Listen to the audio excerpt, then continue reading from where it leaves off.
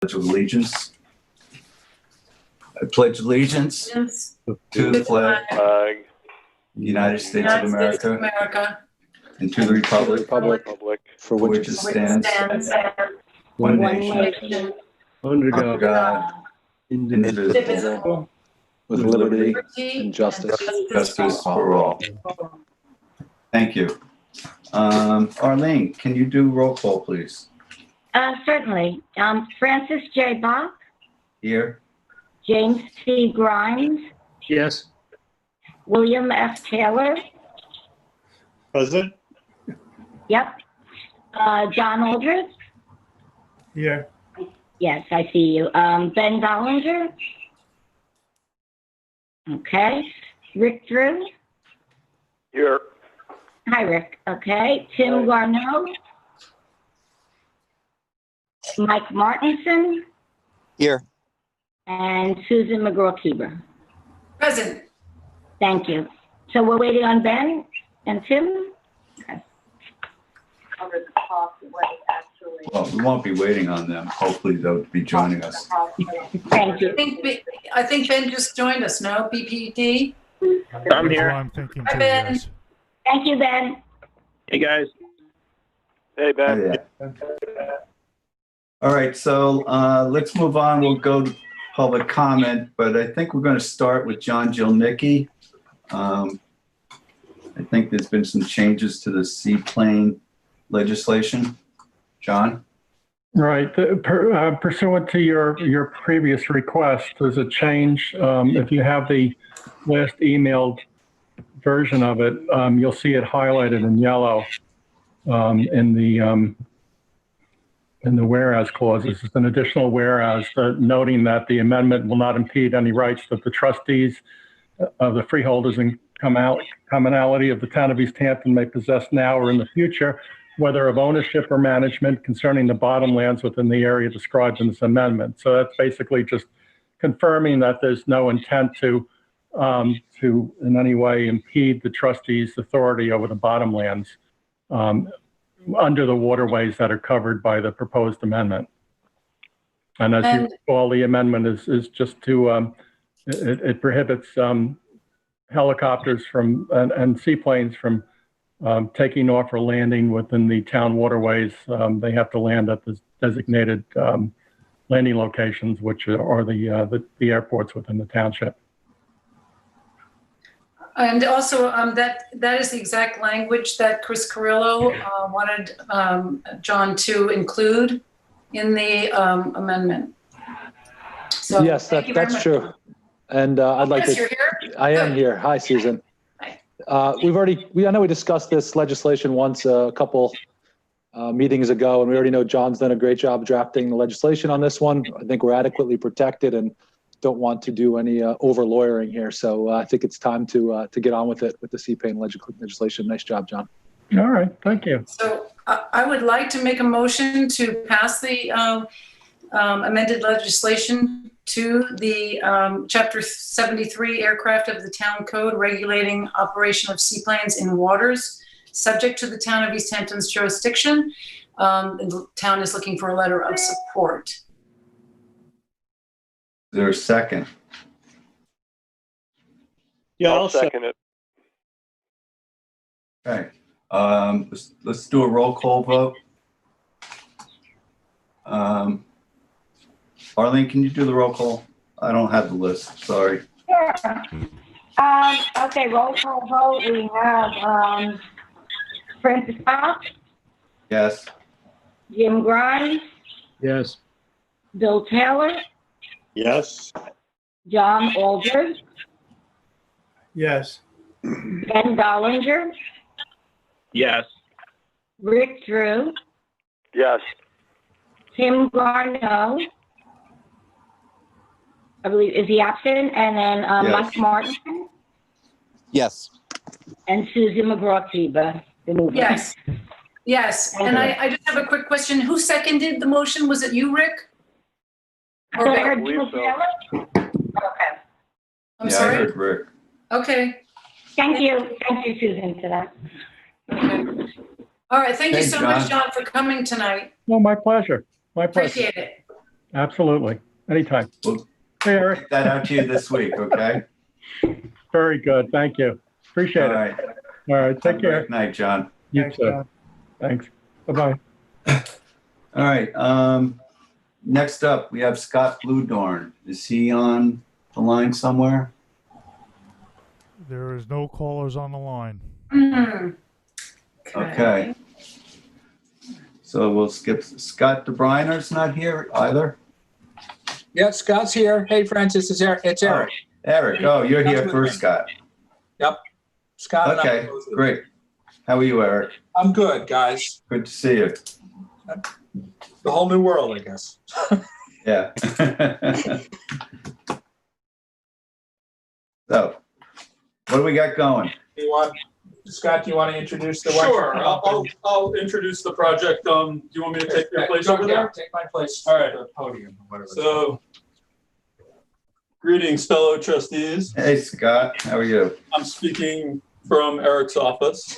We just changed locations. Hey, before you get going, Scott, I got to ask you a question. You actually have a podium in there? No, We can pretend. Yes, right. Right here.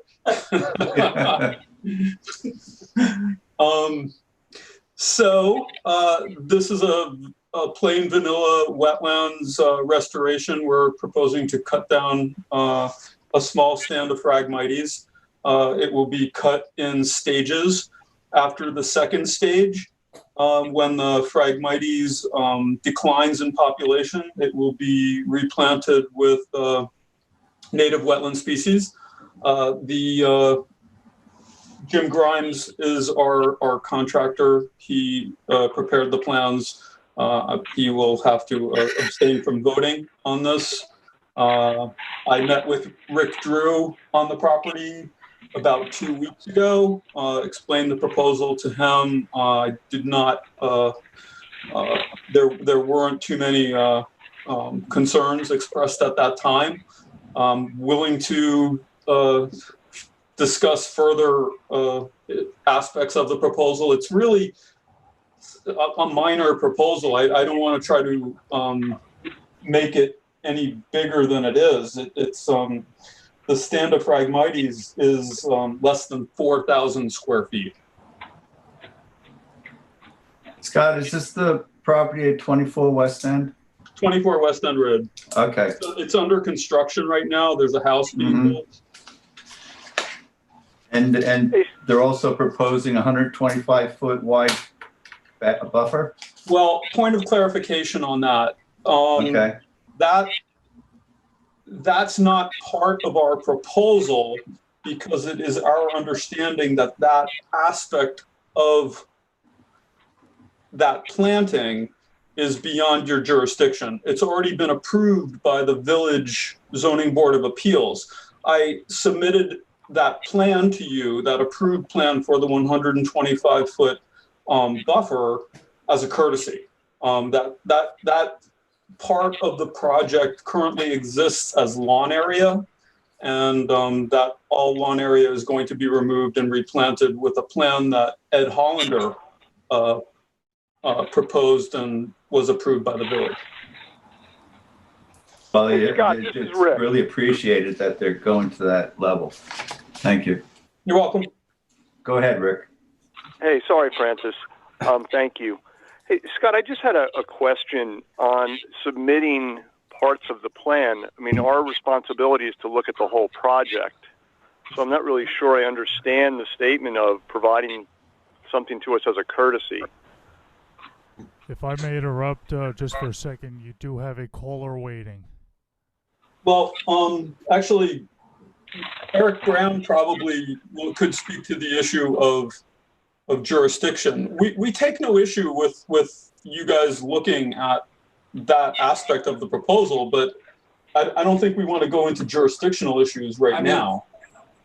Well, Rick, our understanding is that far upland that falls outside of the trustees' jurisdiction, or at least that's the posture that the village trustees and ZBA have taken. So, I don't have any issue discussing it with you guys, but I don't see a way to confer. I mean, neither Scott nor I can confer jurisdiction on an area that you don't have jurisdiction over. So, you know, if then let me kind of change the question. Yeah, then what is going to go on with irrigation and fertilization near the pond? The irrigation in the area that Hollander has designed is to be temporary, and it will be removed. In terms of the soil preparation, Scott, you talked to Ed. What's he doing? There will be no placement of chemical fertilizer in that 125-foot area. Ed did indicate that the soil will be conditioned prior to planting with normal compost, but that will only be 1 year. And the nature of that 125-foot buffer is that it's not going to be messed with after it's planted, and you can't really go in there and fertilize it after it's been planted like you can a lawn. Ed has indicated that it's only for 1 year, and the irrigation will only be for 1 year. The irrigation is actually, the temporary irrigation is actually, there's a note on the plan that calls that out. I have a question. This is John. Is there a maintenance plan for the buffer and the lawn area that has been proposed or approved by the village? Is that something that we do? I don't think we. The plan. Maintenance plan? No, the plan is to execute the planting plan for the 125-foot buffer.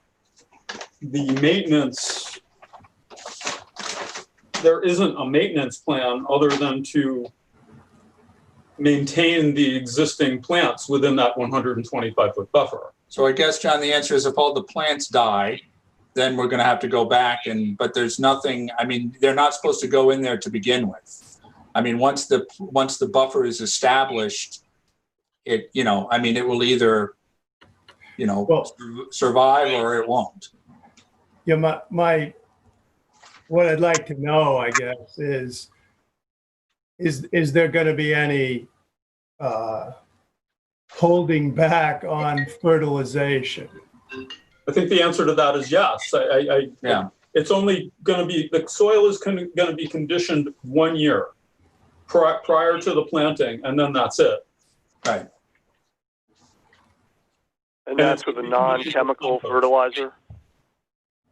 I'm sorry, Rick? And did I understand you correctly earlier where that was going to be with a non-chemical fertilizer? Yeah, I'll read it. I'll read exactly what Ed Hollander told me.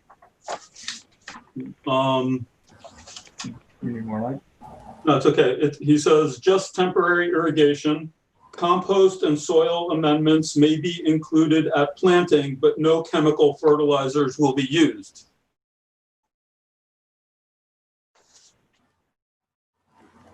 Okay, good. Thank you, Scott. And the village wouldn't let him go back in there anyway. I don't think to do anything more once the stuff is established. If it doesn't work, we're going to have to come back to everybody and try and, replace the plants or do something. Right. No, I mean, it looks overall like a good project. At the end of the day, the trustees have to look at projects that are in the best interest of the pond or how projects can be in the best interest of the pond. And, we just want to really understand all the pieces.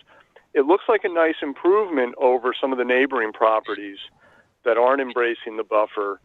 And, I think the buffer has a lot of potential to be a real leadership project over there. Yeah, and I just want to be clear, guys, we have Scott and I we've done a lot of projects with you, Scott, with you guys. It's always worked very well. We would have at least I can't speak for Scott, but I would have no objection if you guys had a greater role in this sort of in coordinated role with, for instance, the village trustees on this kind of stuff. It's just, Scott, I think rightfully decided to submit it to you because, we want you to know everything that's going on, and that's going on. So. Yeah. Oh, that's great. Thank you. All right, so where are we gonna go with this? Anybody else have any questions? No, this seems like a good project. It's the type of thing we've been trying to get going there.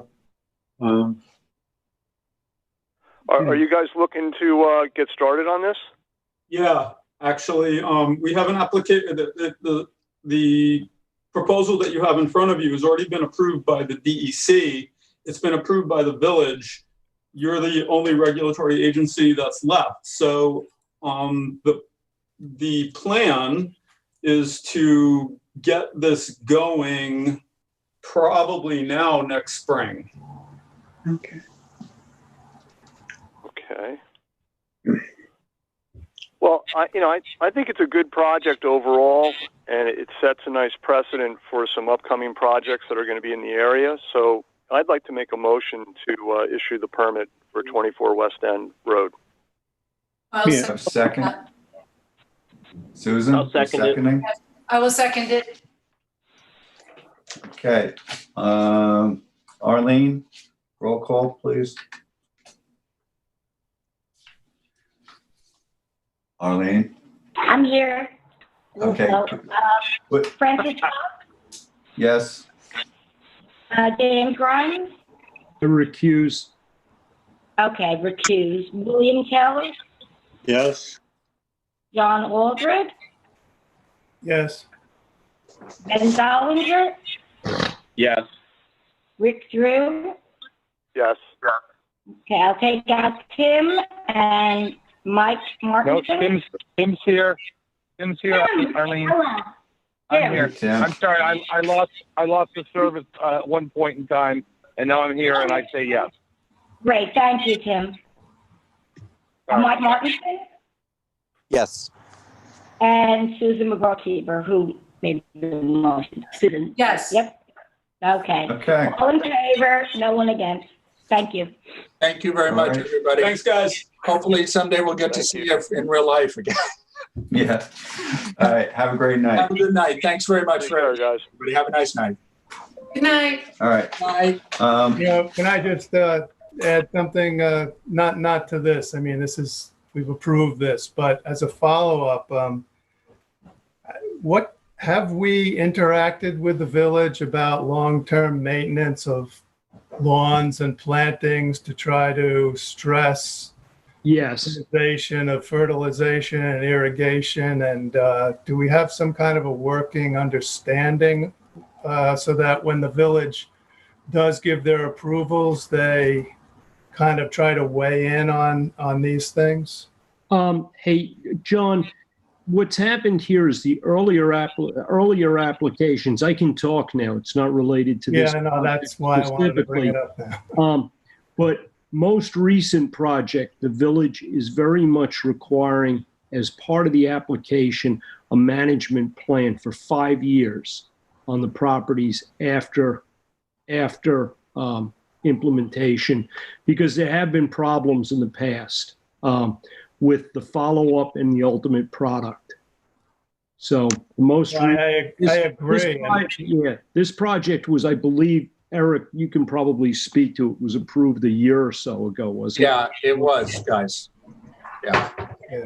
I mean, again, I agree with Jim. I mean, if there was a way to have, to have a coordinated monitoring plan over these times, it would make sense to me. I mean, I'm not elected to anything, but that would seem to make sense to me.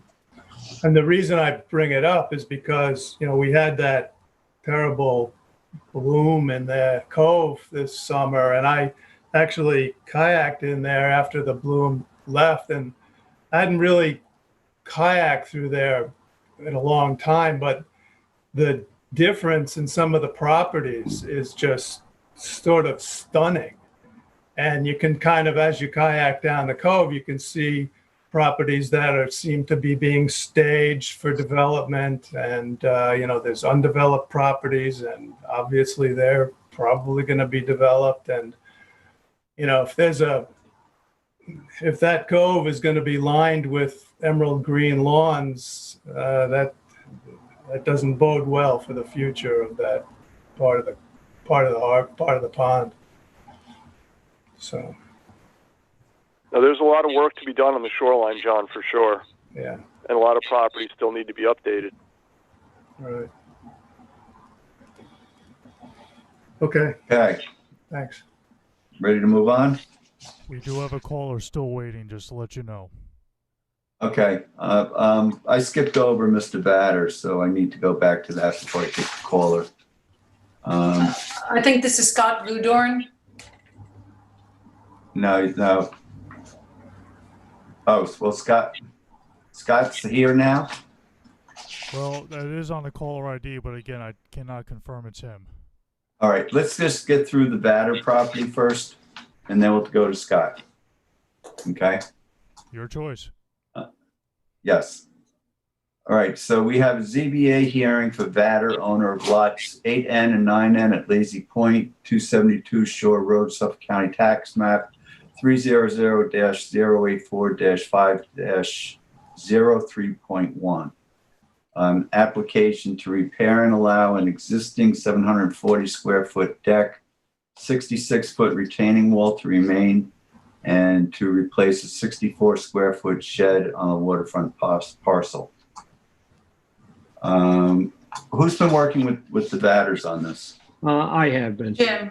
This is Lazy Point Committee, and this has come up a couple times. The Vatters had their public hearing a few months ago, and 2 years ago, they came before us requesting a letter of support because as some of us may not know, we don't issue permits for construction projects on the Lazy Point properties that they need to go to the building department for. As landlords on the property, what we typically will do is we'll review the scope of the project and write a letter to the building department that we're not challenging or we're not trying to impede their ability to do this. They have that letter. At this stage, they have their ZBA determination. Arlene, I don't know did you write anything to the building department on this? Because all it really needs to happen at this point is for our board to write a letter to the ZBA, reference not the ZBA, write a letter to the building department referencing the ZBA determination. It does not exonerate the applicant for the need for the DEC permit.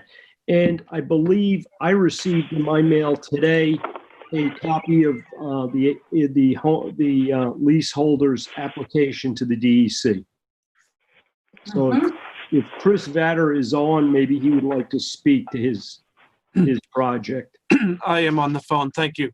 I just want to update you that the ZBA did issue their findings of fact and determination, approving the application with essentially with the plans that we had with putting up a snow fence and so forth, and requiring us to get DEC approval or a statement of non-jurisdiction. I have submitted that application to DEC.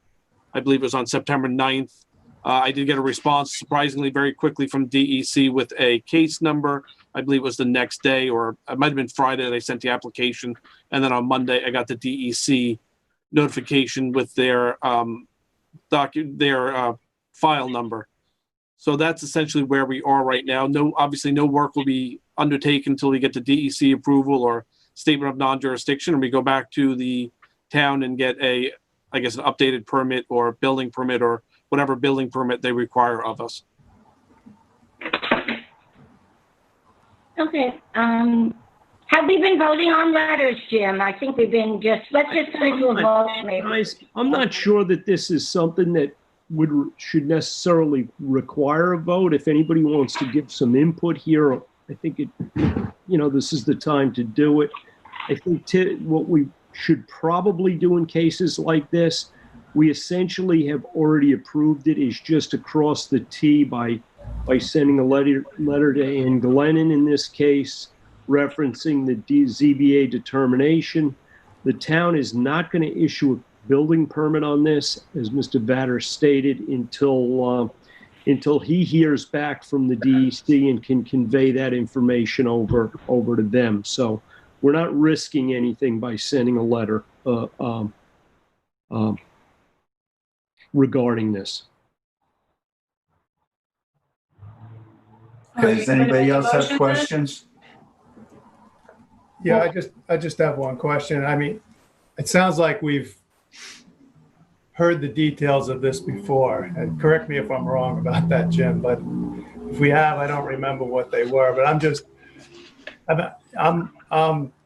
the way I'm reading this, it says application to repair and allow an existing deck and retaining wall to remain. So I'm assuming, what does that mean? The deck, well, I guess the walls, I guess it's been there for a long time, and I'm assuming the deck's been there for a long time. Is that? Yes. And what they did do is I think, and Chris, correct me if I'm wrong, when you came to the time of your public hearing, this is a replacement in kind project. The ZBA tweaked his application a little bit because they did not want him to dig into basically the dune behind this wall and disturb it. So he's kind of been forced to do some of the support on the front, which actually shrunk his deck slightly, if I'm not mistaken. That is correct. And it's my understanding, my parents owned this, I think, since '64. It's my understanding that the deck and shed went in sometime in the early '80s. I was obviously a kid and I'm not 100% certain. But the retaining wall on the west side is basically gone, and the deck to enter the west side of the house is in pretty bad repair, and the shed is basically collapsing.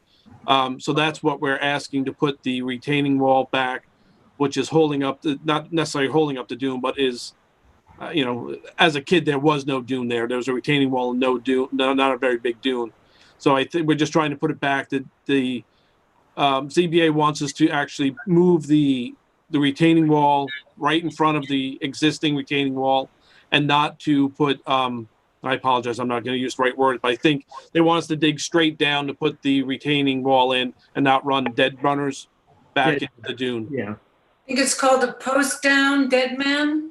I They wrote don't want notes when I watched the ZBA hearing. I think they do not want the dead man. If I'm correct. Yeah, they don't, in order to put like dead man returns in on this, they would force them to dig back about 3 to 4 foot into that dune. The ZBA made that a condition on their permit, that they didn't want to see that. So consequently, Mr. Vatter's got what he's got here. I'm not sure. And Chris, I don't know whether you want to weigh in on this, Chris Carrillo. I don't know that this is something that really should or need to be voted on.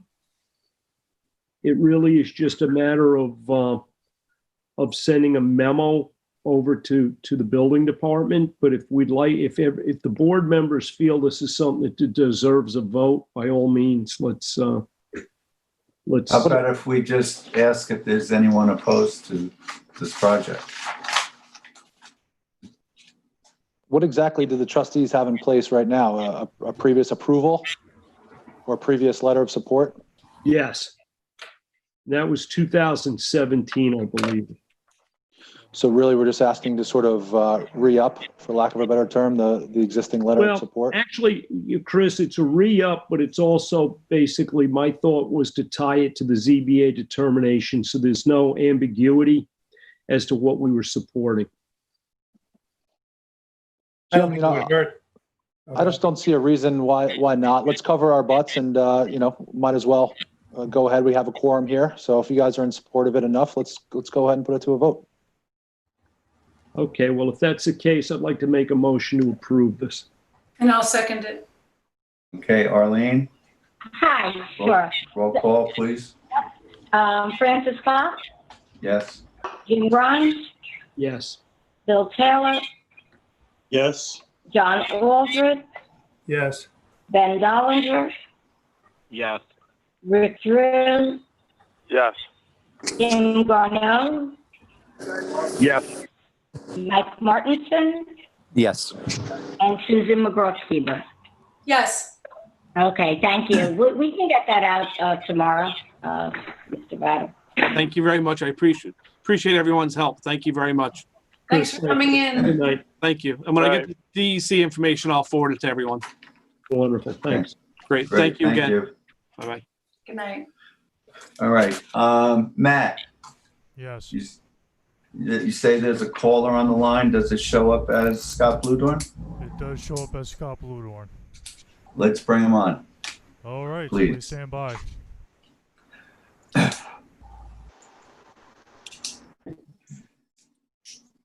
Hello, it is indeed me, Scott Bluedorn. Hey, Scott, how are you? Scott? Hi, good. How's everyone? Great. Good. Good. Susan, I think you've been working with Scott, haven't you? Yeah, yes. Okay, so why don't you take... Well, I'll just start by saying this is the Montauk barge that Scott came to us a couple of weeks ago, 3 weeks ago, and he's presented it also to Aquaponic Protection Committee, and they were very excited about it. There were some stipulations that were put forth at our last meeting, and I did reach out to everybody with an email. And Jim, thank you very much for responding to that email with regard to, as long as the conditions you felt of landing lane, the issue of Phragmites was brought up as something that should not be used on the Montauk barge because they are invasive. And I did send Scott over to Jim to talk to him about what other alternatives he might use in the instead of Phragmites. And the third thing was that he was not going to use a motor. So Scott and I have spoken about these items, and he seemed to be amenable to everything. So how did that turn out with the Phragmite replacement, and are you all set on those issues?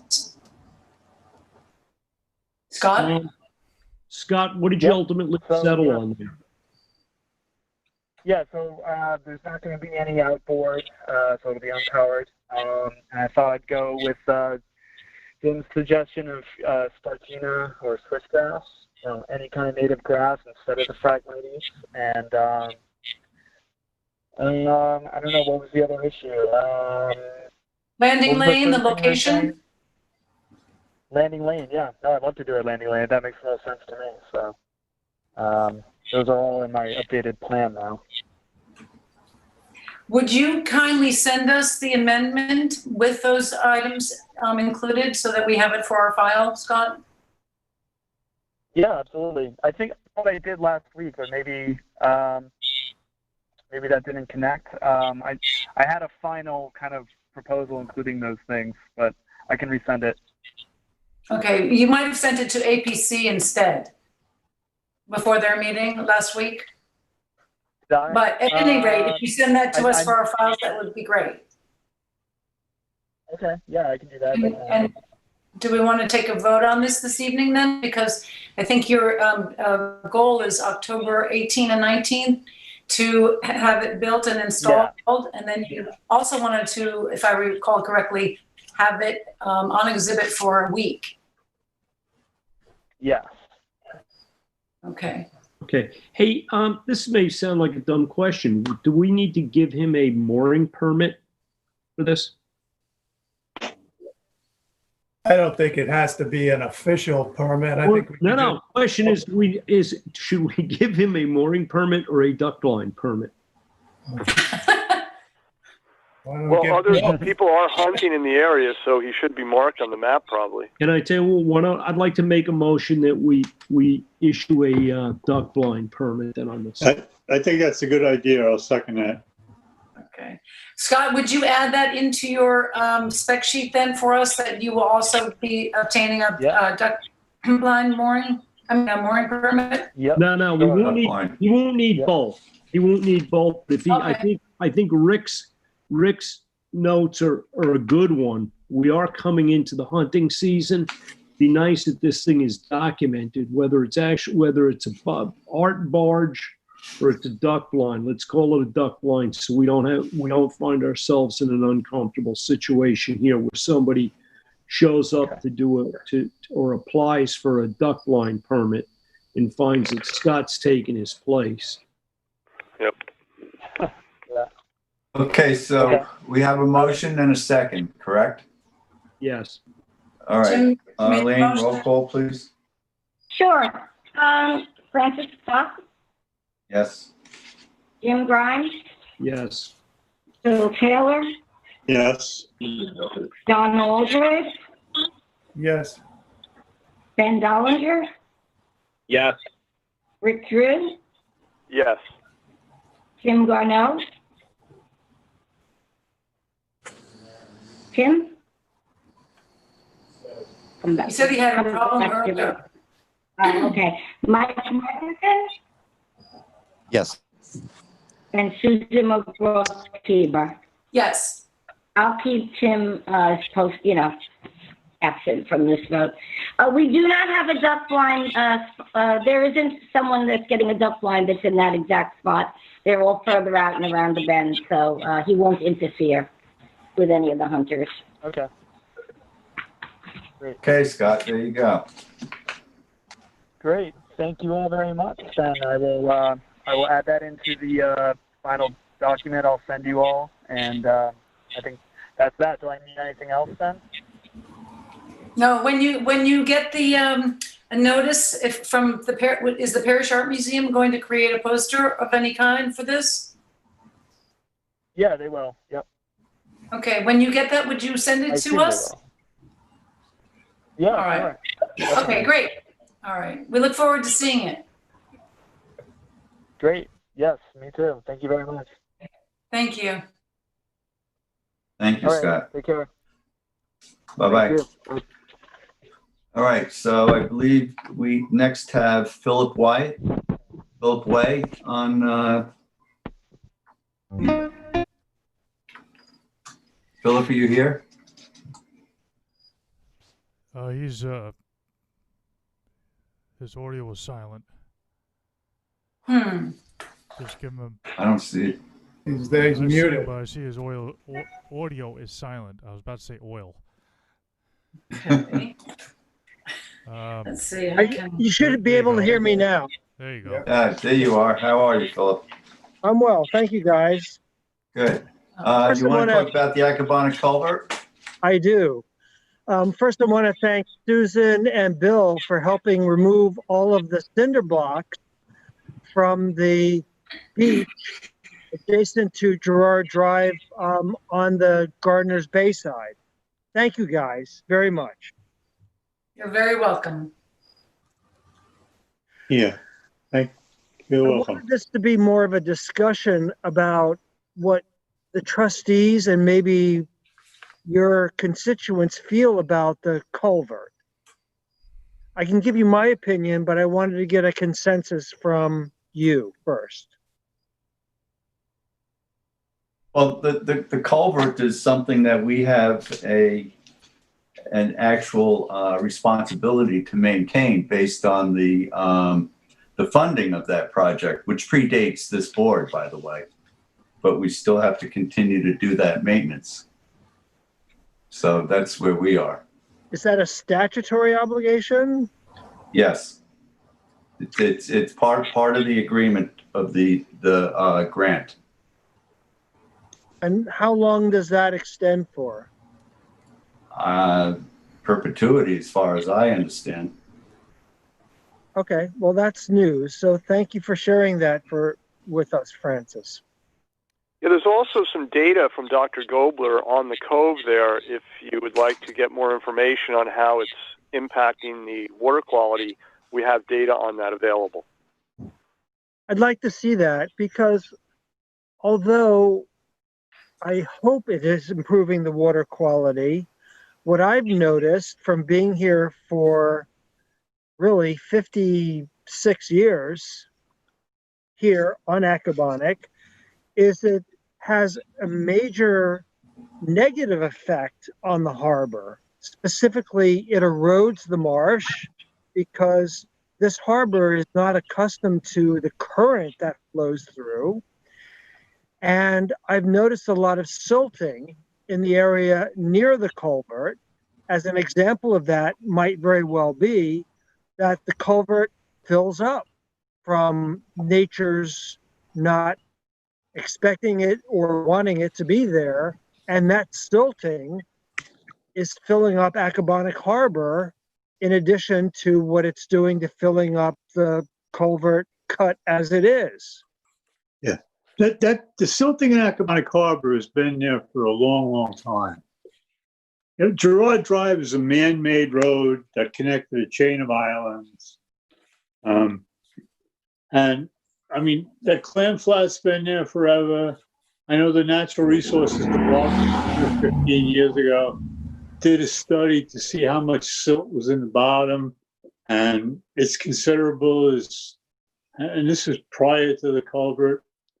The culvert was discussed for probably since the 40s, if not before then.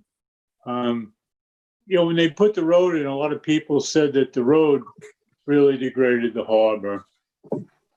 And there was a lot of discussion. There was several locations looked at.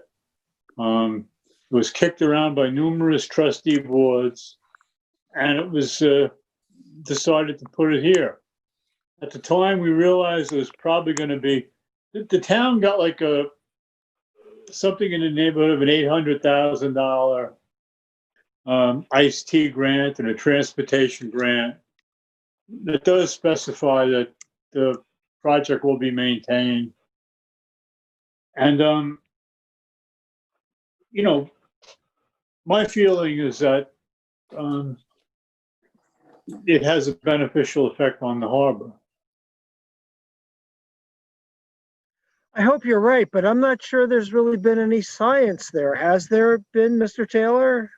And if so, I'd love to see it, because I would be far more supportive if that were the case. Yeah, I'd just like to point out that I went over DEC data for the last 20 years and looked at certain stations in the vicinity of the culvert and compared the water quality readings that the DEC provided for years that the culvert was closed and years that the culvert was open. And that resulted in better water quality readings in the years that was open. I mean, I have that PowerPoint presentation with that information on it that I can make available. I would love to see that. Thank you. Sure. One of the main issues, we all know this, it's not new news, is many of the homes here on the harbor don't have proper cesspool systems. And I know that there's some incentive to upgrade them. However, they're really not being upgraded, I think, as they should be. And maybe that could be a focus of the trustees to try to help make that sewer mitigation possible or more likely or facilitated. Well, that's a policy that's really been promoted, I think, Susan, is that's been promoted by the Acabonic Protection Committee, but the town has promoted that pretty extensively to the point that there are grant monies available to each and every homeowner that would like to sign on to upgrade their septic system. So it's something that I think virtually every person in this community at this point is at least aware of on some level. I understand the county money ran out, however. Well, the county money actually hasn't run out per se, but it's earmarked to run out very shortly. But that's going to have to be replenished, and I'm not sure how that where that money flows from. But we were at a Georgia Pond Steering Committee meeting the other day, and that, oddly enough, that was one of the bigger issues. And yes, the money looks like it's going to dry up, but it's supposed to be replenished as it dries up. So I'm not sure that program is even close to dead right now. Philip, I'd like to suggest this. As a member, I know you're a member of the Acabonic Protection Committee yourself, and in today's email, Patrice Dalton from APC sent out the invitation for the program is called Decreasing Nutrients and Contaminants, promising technologies, and Christopher Gobler, Dr. Gobler, with whom we work, will be one of the speakers. And then also sea level rise is another topic. Focus on Accabonac Harbor with Dr. Allison Bronco. So if you have that email, I would definitely register for that and sign up so that you can have more information. The other part of this too is the Department of Natural Resources. Kim Shaw is very involved with the low nitrogen products and so forth. And so if you contact their office, Melissa Winslow, anybody in the office can talk with you more about but we can't as a town force people to do this. It's they have to come voluntarily, and water properties that are on the water are those that are first, to be considered for the grants and so forth, or the loans. But definitely look up the program that APC put out and check in with the Department of Natural Resources. I'm registered for that APC. You are? Good. Good. Okay. Well, I am too. I signed up.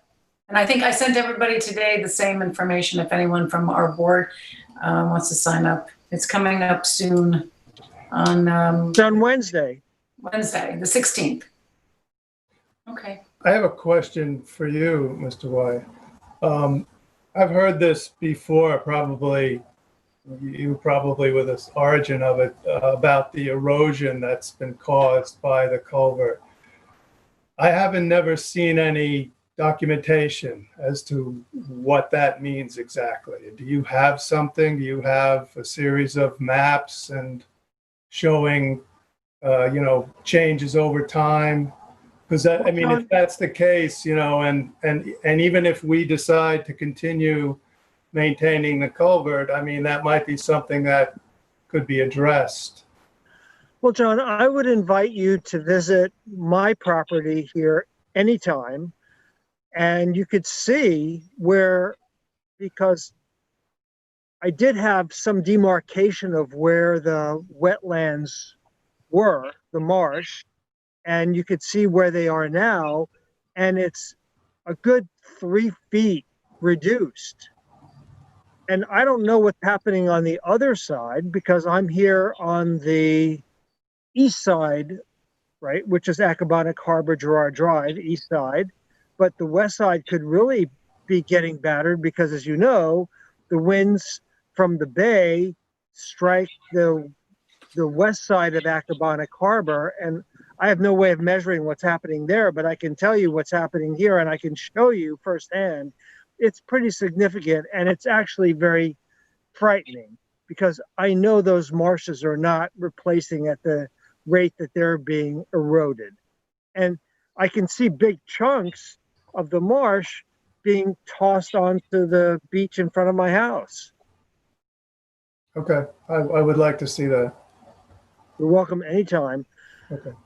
And either online here now or otherwise, I'll give you my contact information. We'll schedule an appointment for you or any of the trustees to come by and take a look. Actually, what might be better, Mr. Way, is to not give your contact information in a public forum, but perhaps call our offices during the week, and that way. I'll do that, of course. That way you might, We'll do it offline. Arlene will help you.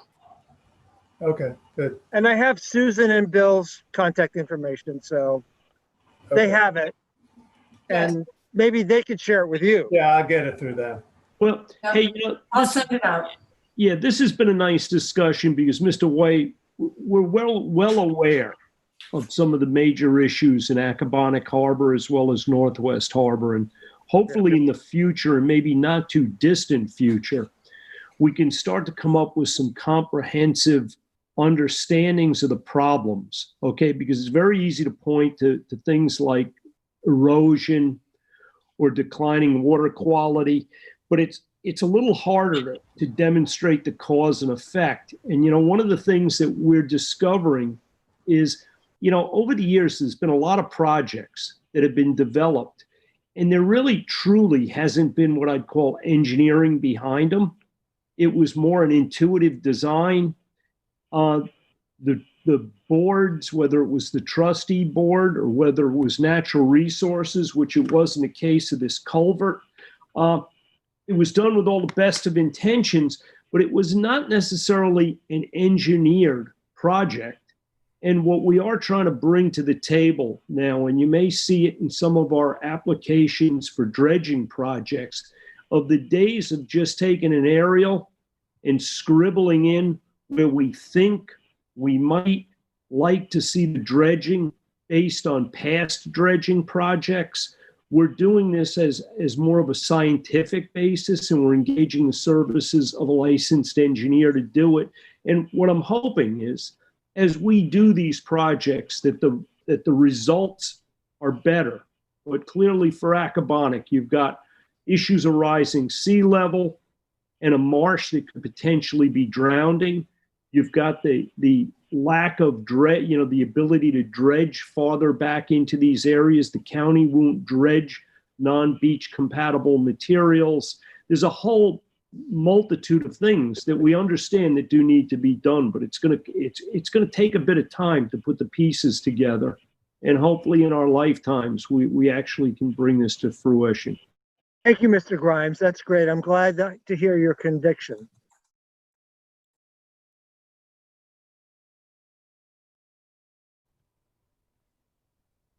Okay, does anyone else have anything to add to this? Not directly this, but I am right now sending out your information, Philip, so that everyone on the board will have it, and they'll contact you accordingly. Maybe we can all organize and go together. That would be probably a good thing.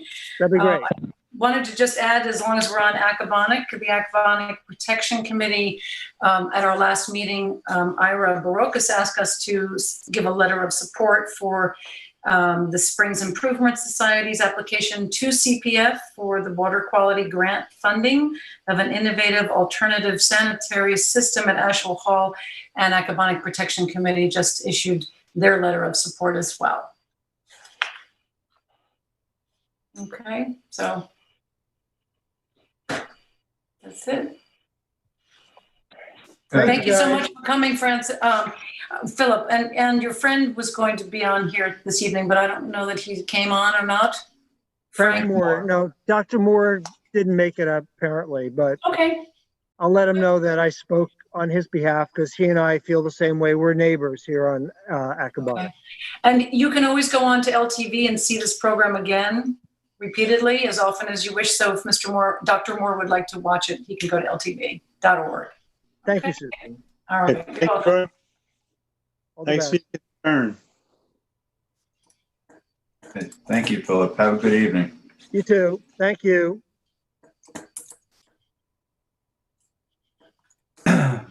Okay. Let's see what we have next here. Matt, is there anyone else on the line? There's nobody waiting. Thank you. Okay, great. So let's move on to new business. We have a request from Clearwater Beach Property Owners Association to renew their 2019 dredging permit as written for their annual 2020 dredging of the Hog Creek Inlet. Yeah, this has been an ongoing project, and John, Jim, and myself have been in meetings with Clearwater and Lionhead over the past couple of years, issuing the permits, following up, afterwards to close them out. And, it's usually pretty routine. I don't know if you guys want to do a quick committee meeting between now and the next meeting just to go over everything, and then we can present it to the board with the plan. Well, you know what I was thinking is exactly that, Rick, is maybe you, John, and I could get together, have a discussion about this, and maybe have a quick meeting with representation from Clearwater and Lion's Head, and maybe we can get them. I don't see us really getting them at our next meeting, but maybe the first meeting in October. Okay. Jim, would it be all right for me to try to put together a meeting with you guys? Absolutely. That'd be great. Okay. I'll follow up.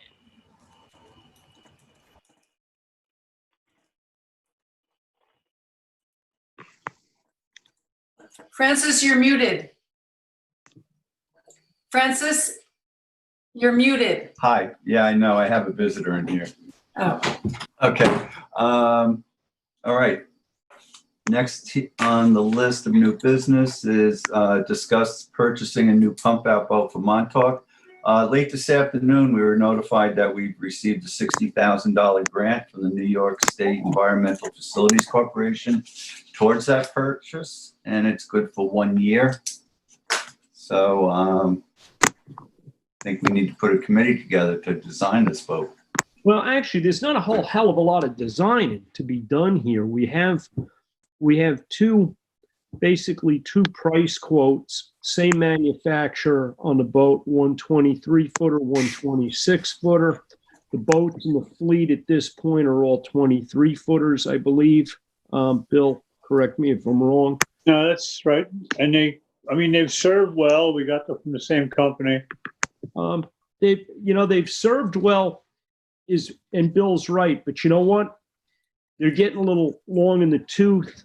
I don't know whether anybody was following the crisis leading up to the Labor Day weekend, where we weren't sucking as good as we could on a whole bunch of different levels.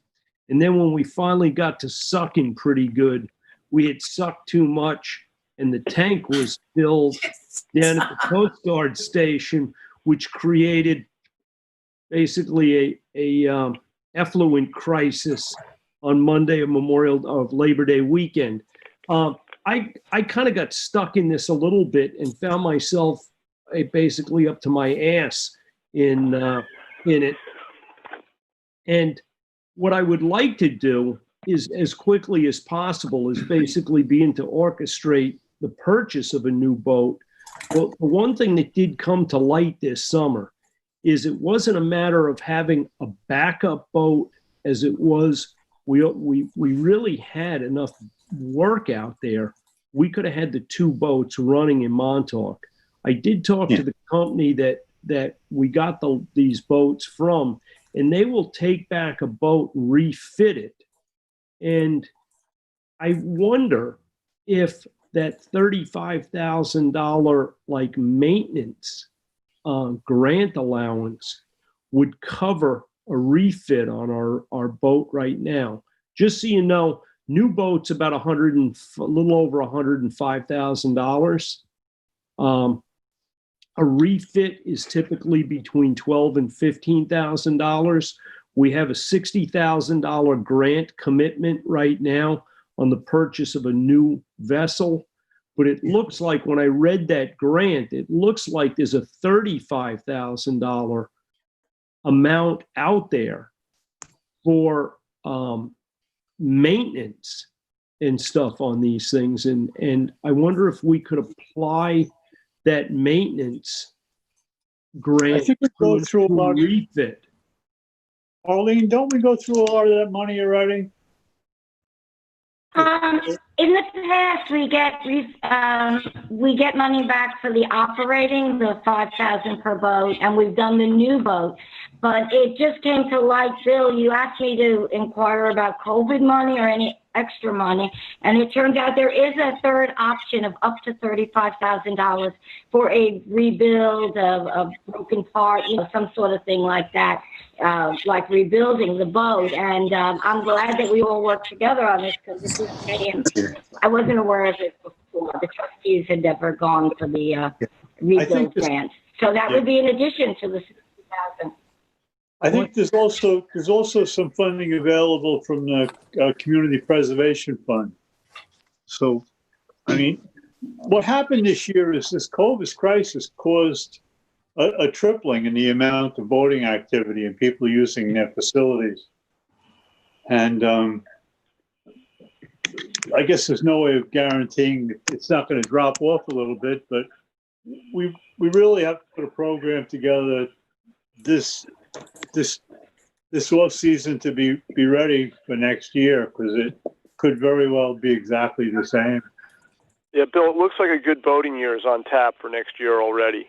Well, hey Francis, what do we need to do to get this thing rolling? Because in a perfect world, we would try and take delivery on a new vessel, and then let them take our old vessel back and do the refitting, with the goal of having both boats ready and online for for the 2021 boating season. So, Yeah, well, Jim, is there a proposal that you feel is appropriate for these two tasks to be brought before the board formally, or do we need to polish it up for another couple of weeks and then I'd like to get behind it with a deposit or something that the supplier may require? I think we might be a little bit jumping the gun to take and vote on this tonight. Like I said, we do have two proposals before us. I can forward those around to everybody. I don't know whether we want to go seek pricing from other companies on this. I think the company that does these boats seems to have a pretty good record, and we've had good luck with these things. It just really reached a critical point this summer. Is in the past, you know, when who was the guy that retired? Sid. Yeah. You know, you don't realize how good something was until it's gone. We realized after the fact just how much work Sid did to keep everything running. Sid took care of everything. And, you know, we found ourselves in a situation where Sid's shoes were pretty big to fill.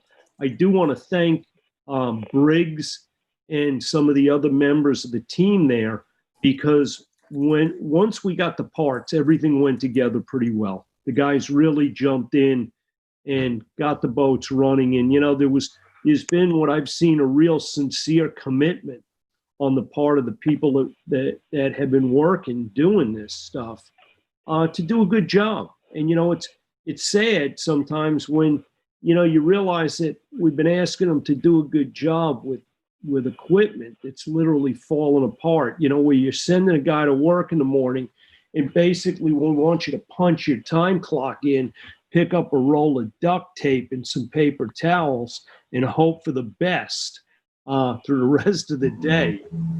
So I think time for some updates.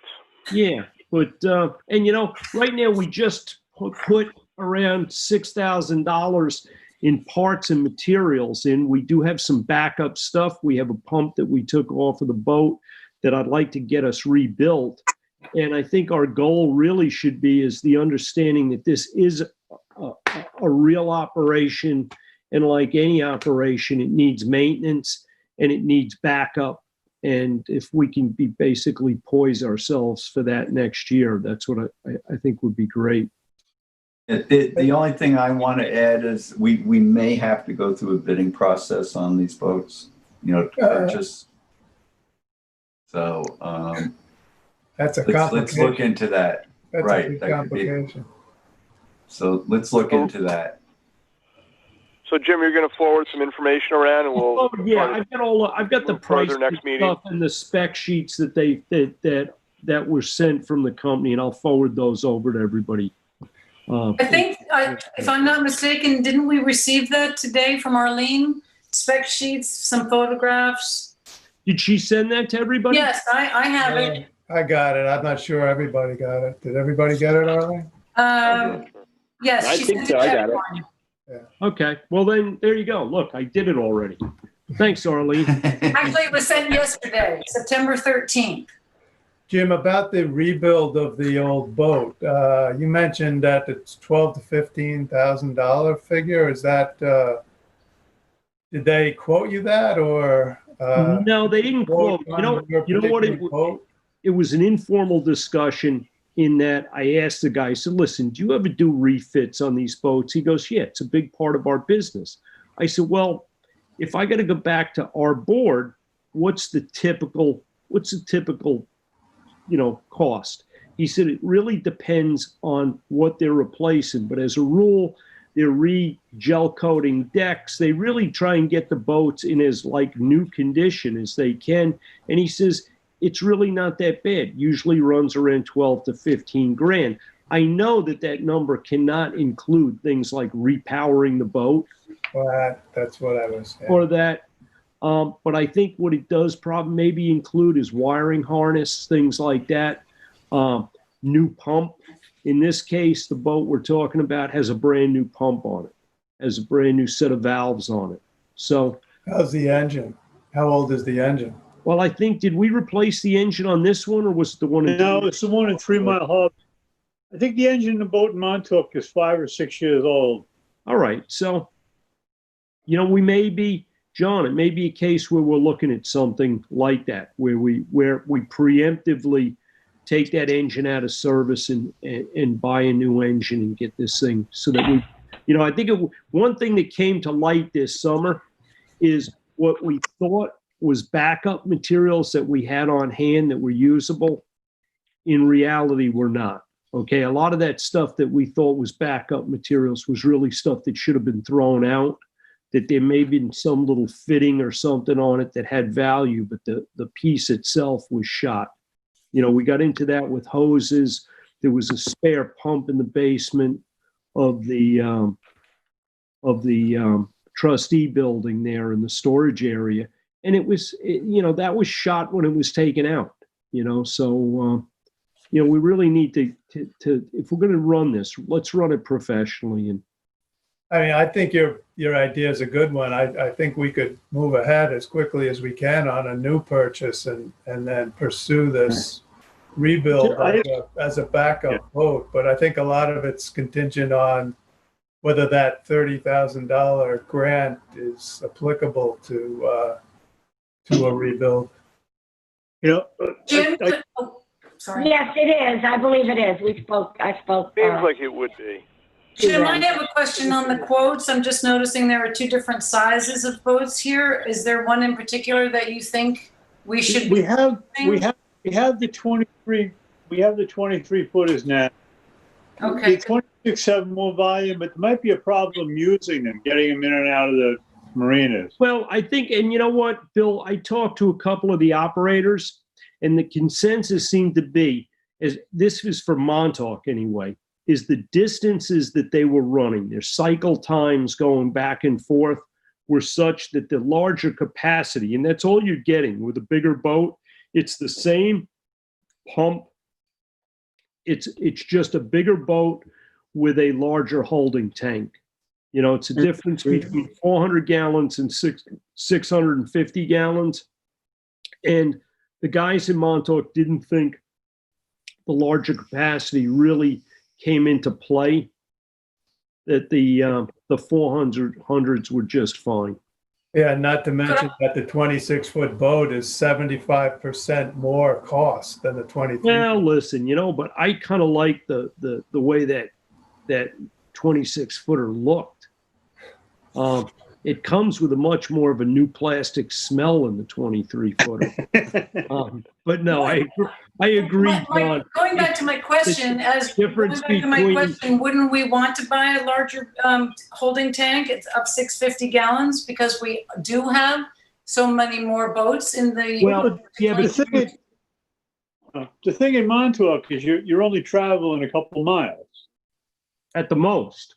Yeah, you pump out the boat, the tank on your boat into the holding tank on shore on a regular basis. So you don't have to have a lot of capacity on your boat because you run over to the shore, pump it out on a regular basis. Right, but then you're going back and forth more often, whereas you could just do but Susan, you're only getting 250 more gallons.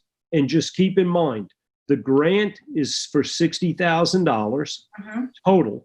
Okay.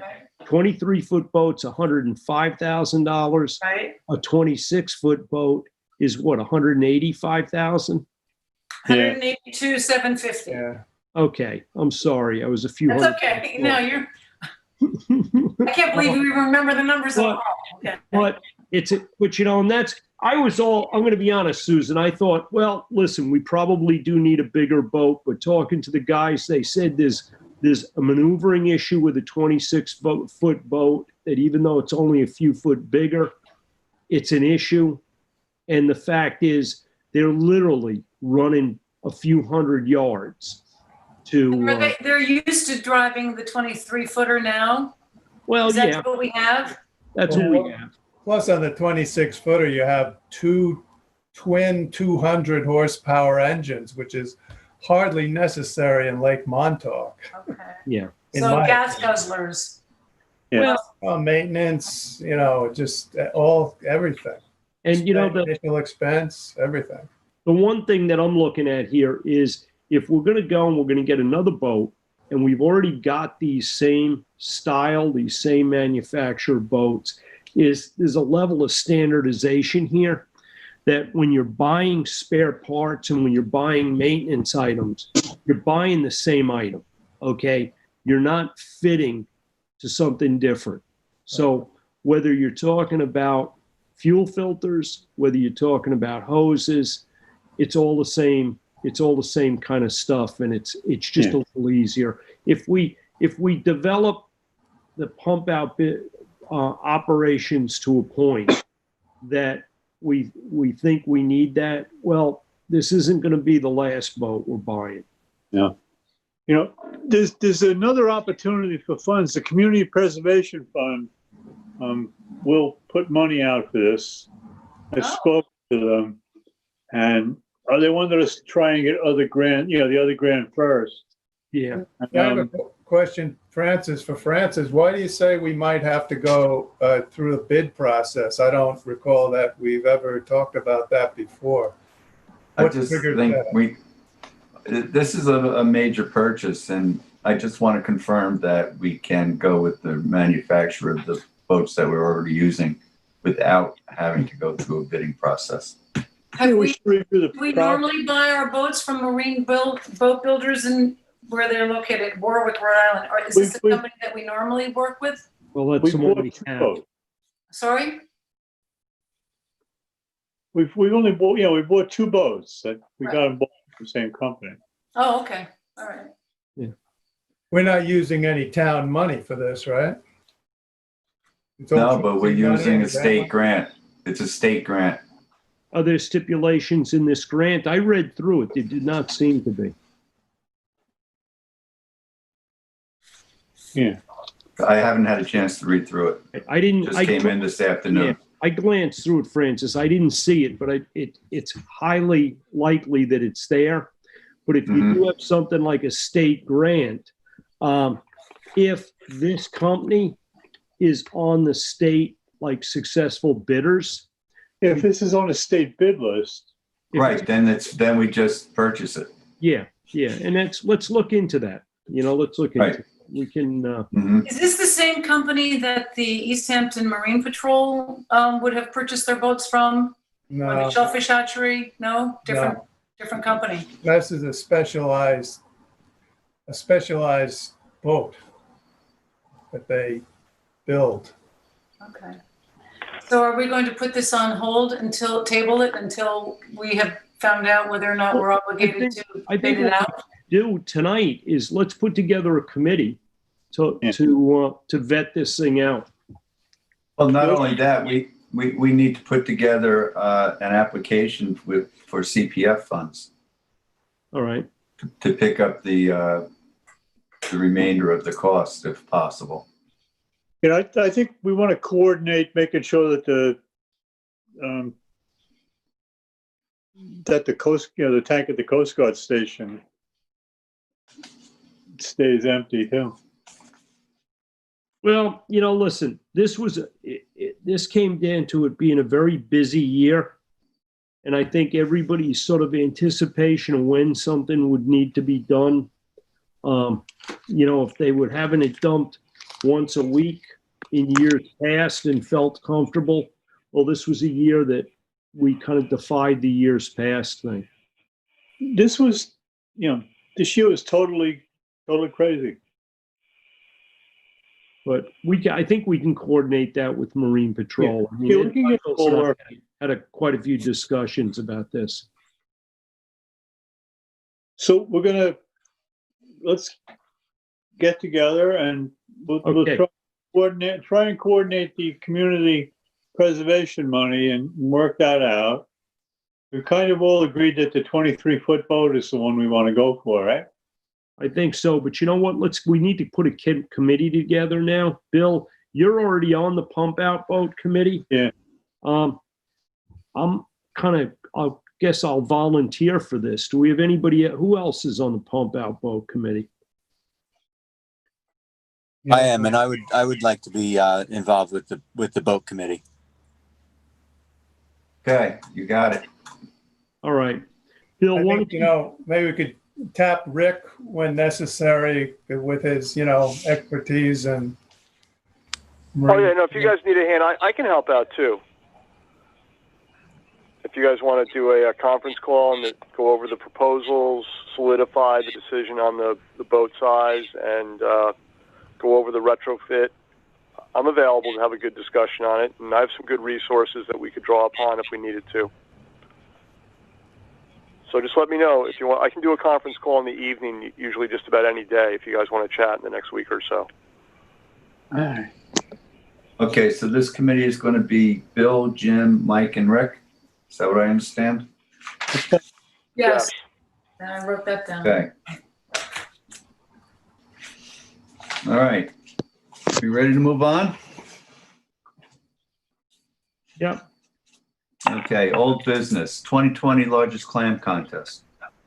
Hey guys, this is Ben. I'll give you a quick update. So it looks like things are moving along. The contest is set for September 20th. We have all our posters up.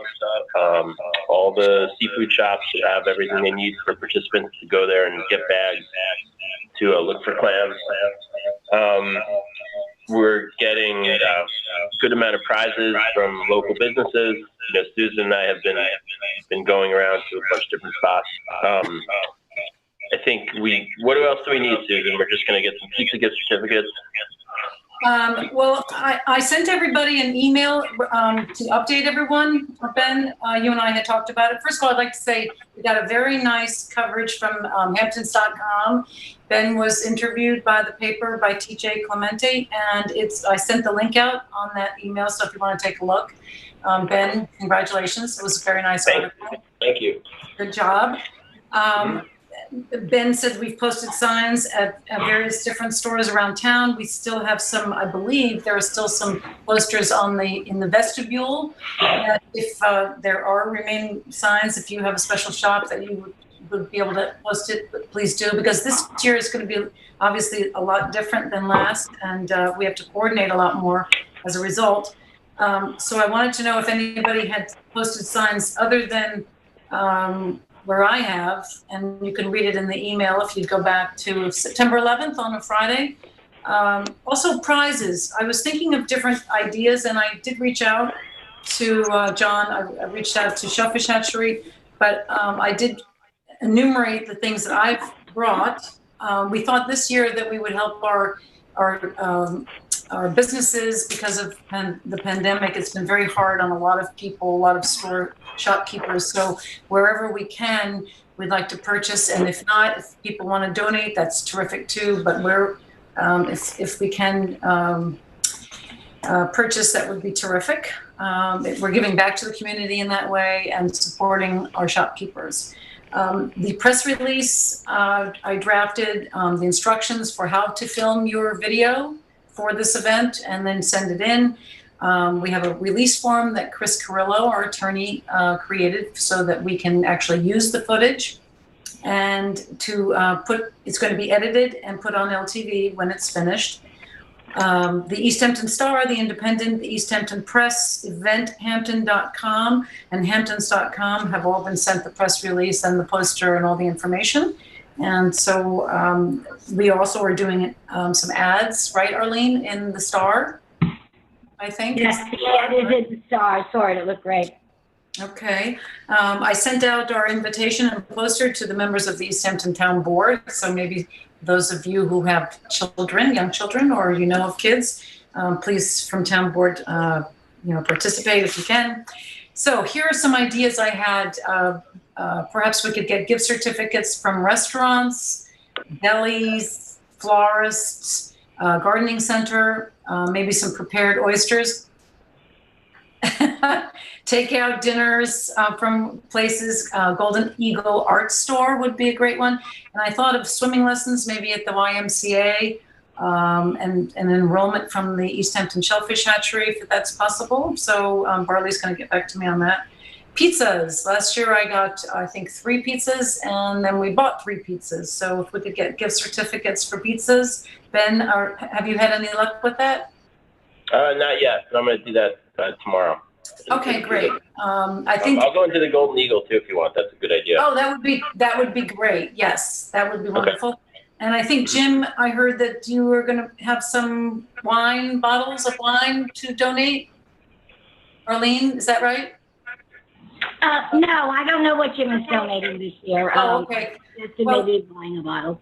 I thought of wine, Prosecco. You're unmuted. Sorry?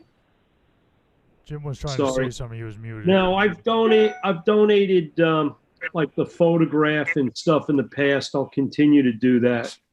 Okay.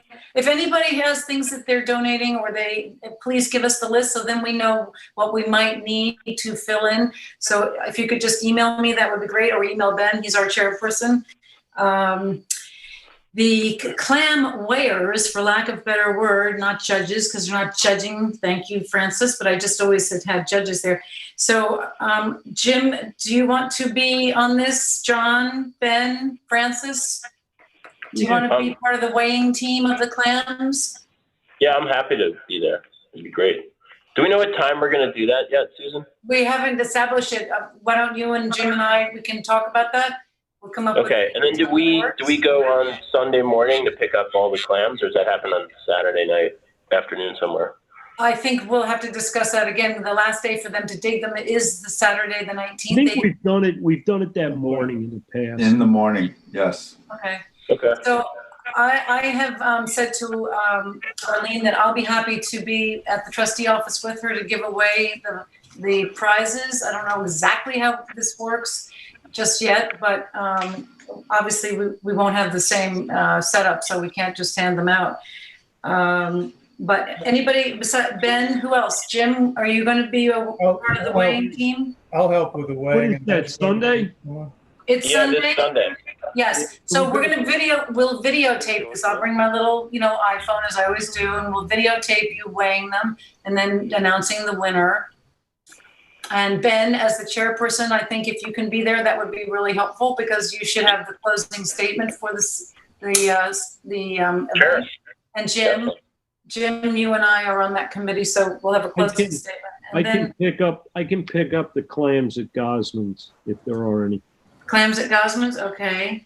And I'll pick up mine from Seafood Shop in Waynescott, and from Charlotte and Bruce at Stewart's.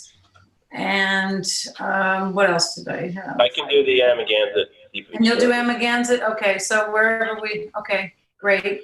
But we just have to make sure they're open. So we can't do the weighing before the shops aren't open, right? Right. So if we brought them back Saturday, maybe that's when we have to weigh them. I don't know how this. They used to get, the thing would start at 12, the weighing would start 12:30. The announcement would be like 1:30.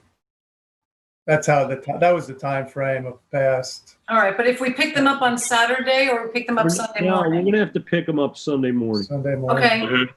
And then we put them back into the waters. Is that correct? After they have been weighed? Well, usually give them to Barley. Give them to Barley? Okay. Okay. All righty. If you will go back and just read my email as to the prizes that we currently have that I gathered, and anybody else, please add to that and just let me know what you have, and then Ben, Jim, and I will know what we need to fill in. Okay? We usually like the gifts in the office by Thursday, if that's possible, or at least letting us know, because we have to divide them between the 8 baskets and really know what we're doing. In the past, that's how we've done it. So it's really coming up quickly. Okay, so you would like the gifts to be in the office by Thursday, Arlene? Yeah, by end of day Thursday, or else at least call us so we know what it is. Okay. But we like to prepare the baskets so they're done. And then Arlene, just so everyone knows, what do we have? 4 baskets for kids, and then how many prizes for adults? 4 for kids and 4 baskets for adults, because one of the adults will also be the overall winner, so they'll get a little extra.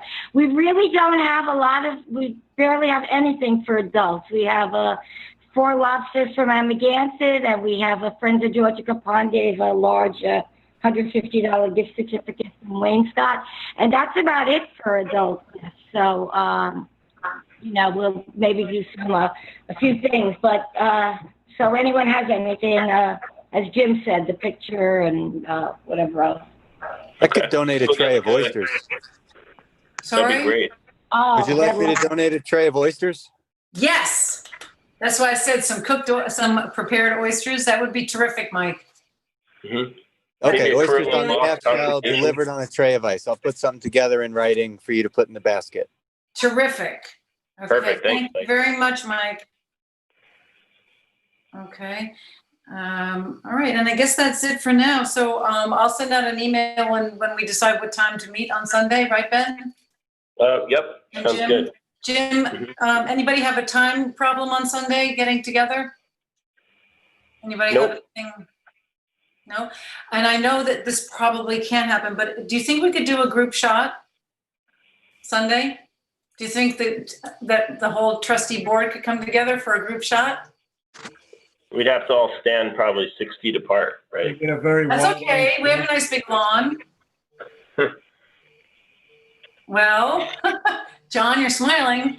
You're gonna need a real wide angle lens, that's all. Hey, do a skate, Yeah, I'm do a not- pan. You can do a pan, It's I'm okay. not sure that's a good idea. And I can crop. All right.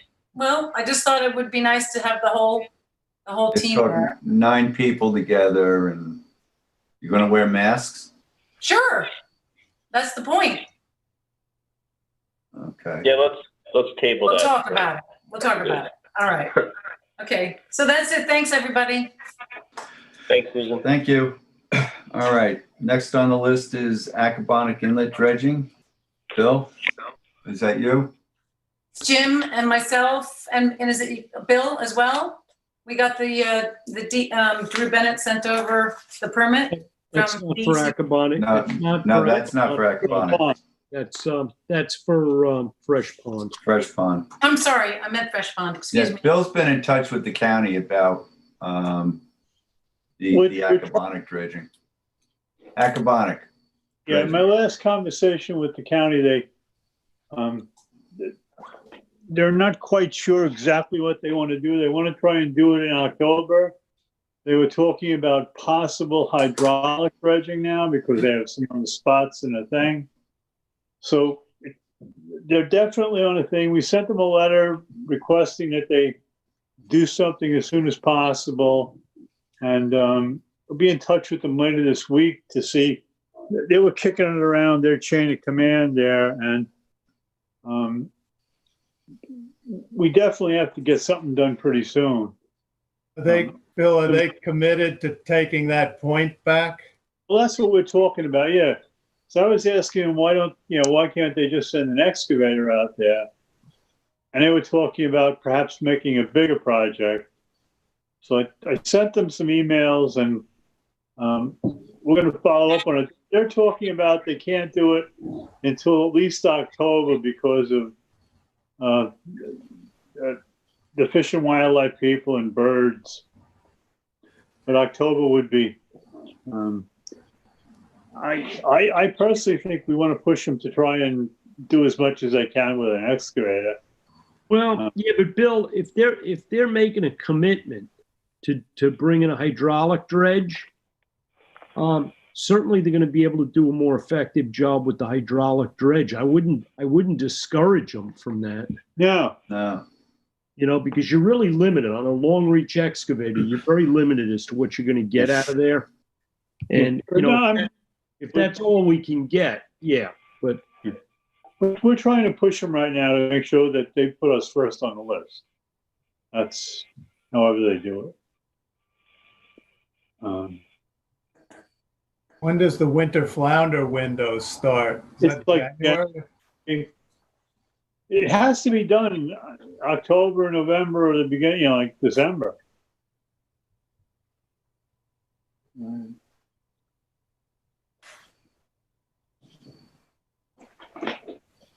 Okay. Anything else on that? No, I mean, we're going to keep pushing on it. Right. All right, so the next one is fresh pond dredging. Okay, as Susan mentioned, we did get a note from Drew Bennett the other day. We have the DEC permits on that. We're all set to go. The The next step now is to put together a bid package, let that out, and let's make arrangements to do this. So I can try and meet with Drew sometime this week to try and get that in the works, because ideally we'd want to get that within the next 60 days. Okay. And John asked that we put scalp on the agenda. Yeah, we had a meeting, Scalp had a meeting, advisory committee meeting last Thursday.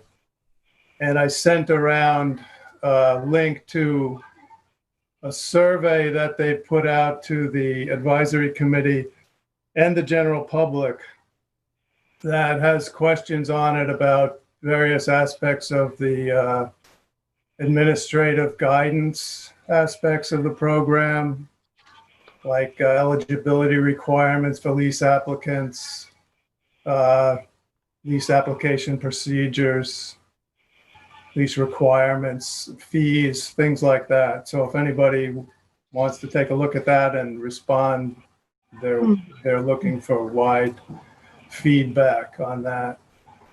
They also pretty quickly went through some information as a result of the feedback they got on the maps that we wrote the letter about.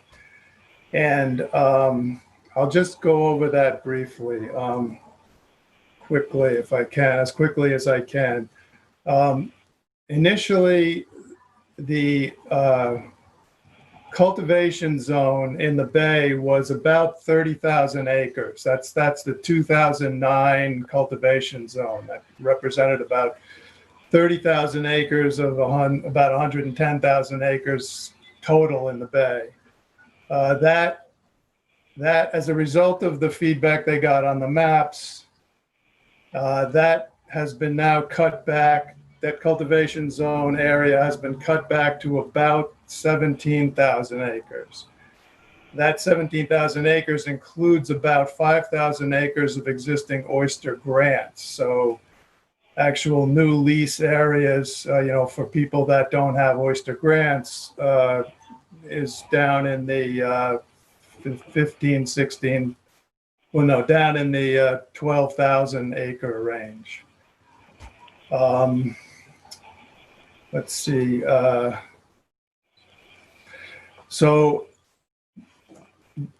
in response to this, they put out a survey after the last meeting, only to the advisory committee members on their opinions of the maps that we responded to. And basically, they got the most support for maps 1 and 4, and the most opposition to map 6. Now, map 1 basically was the cultivation zone minus only what the DEC took out of it as a result of their environmental studies, mainly up in the Peconic. So it basically left most of the cultivation zone intact. Map 4 was the map that removed major conflicts. So major conflicts with boating, major conflicts with recreational use, etc. So those two maps got the most support from members of the committee. Map 6 with the most opposition was the map that took out all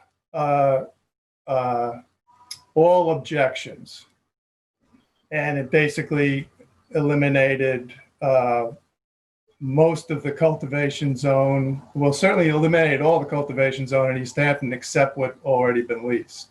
Map 4 actually did that as well.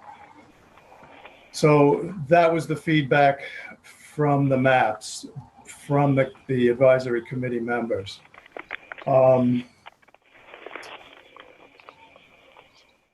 And let's see.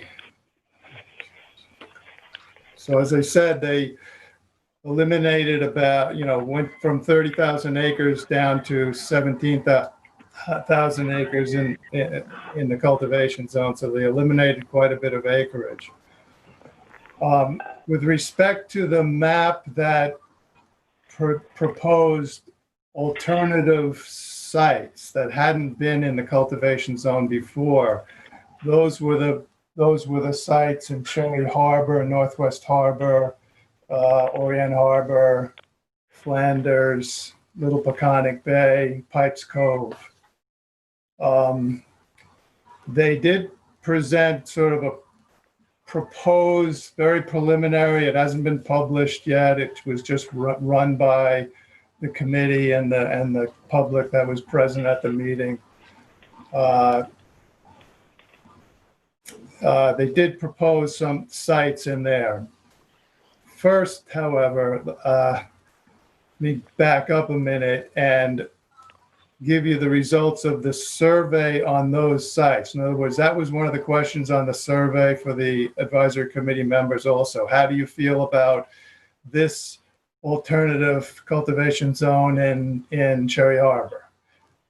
And they went through all 5 sites. So Flanders basically was the results 67% for, 0% against, 33% unsure.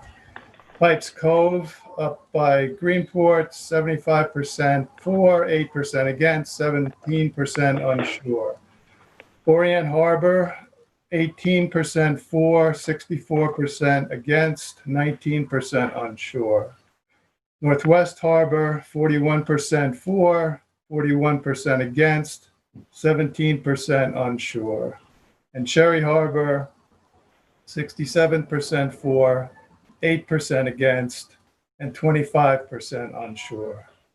So I'd just like to point out also that I didn't respond to that survey. I wrote them an email and essentially said that the letter we sent, that Chris crafted, would be our response. That's the word from the trustees. So my feedback isn't in this. My personal feedback as a committee member isn't in this this breakdown. So then they also gave proposals for leases that they felt would be added to these sites, to these alternative cultivation sites. So that basically became Orient, 8 sites, 8 lease sites, Northwest, 6 lease sites, Cherry Harbor, 10 lease sites, Flanders, 5 lease sites, Little Peconic Bay, 4 lease sites, and Promised Land, 1 lease site. Now that Promised Land site is basically what they did in Promised Land is they eliminated all the sites that we suggested be eliminated. The 6 to the east that's strung out along Lazy Point.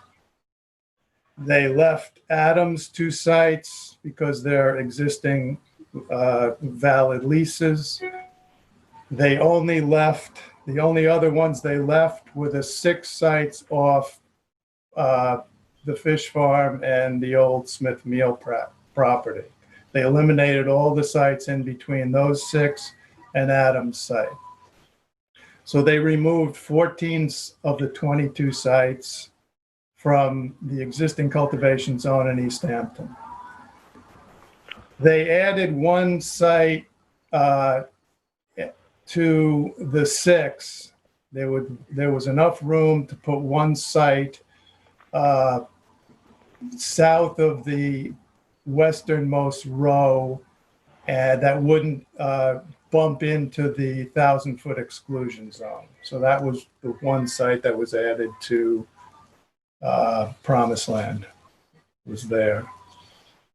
And then finally, the proposal for the lease cap, the number of leases to be given out per year in the next 10 years was decided that they would leave it at 6 leases per year, or 10 or 60 leases over the next 10 years. So, like I said, none of this is on their website yet. My understanding is that it will be going on the website where these proposed new leases are proposed to be located. So I'll make you aware of that when I know they're on there. And then finally, they gave a schedule for their interactions with the county, the county government, the legislature, and the committees between now and December, when there will be the possible adoption of this program by the county legislature. So it goes before the Council of Environmental Quality once for just introduction, and then a second time sort of for decision-making process. It goes before the Suffolk County and Committee on Environment, Parks, and Agriculture, again twice, once to introduce it, the second time for them to weigh in on it. It goes before the Suffolk County Legislature to introduce it. That will be followed by a public hearing by the legislature. That should be in the beginning of December. And then there's a date of mid-December for possible adoption by the county legislature of the 10-year review and the program rules and regulations and maps going forward for the next 10 years. So that was the meat of the meeting. It's quite a bit. It is quite a bit. Thank you very much, John.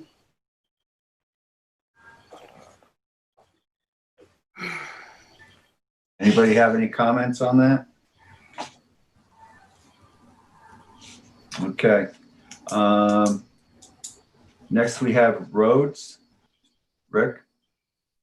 Yes, thanks, Francis. I asked just for Town Line Road to be put on the agenda tonight because it's been kind of a focal point of bad behavior and littering and dumping garbage and bushwhacking in the area. And it's been kind of a difficult conclusion to come to about possibly restricting public access on trustee property. And I was trying to think of a way to articulate this.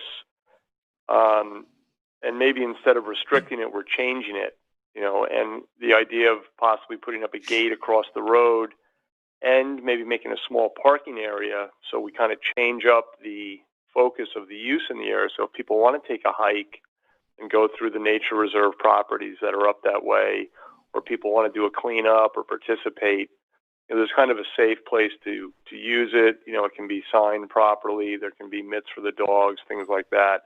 And maybe kind of change up the use and, encourage positive use and discourage bad use. So that was the kind of general thought process, that would require a gate, maybe some landscaping. And that's the conclusion I've come to after reflecting on this for several months and speaking to the neighbors.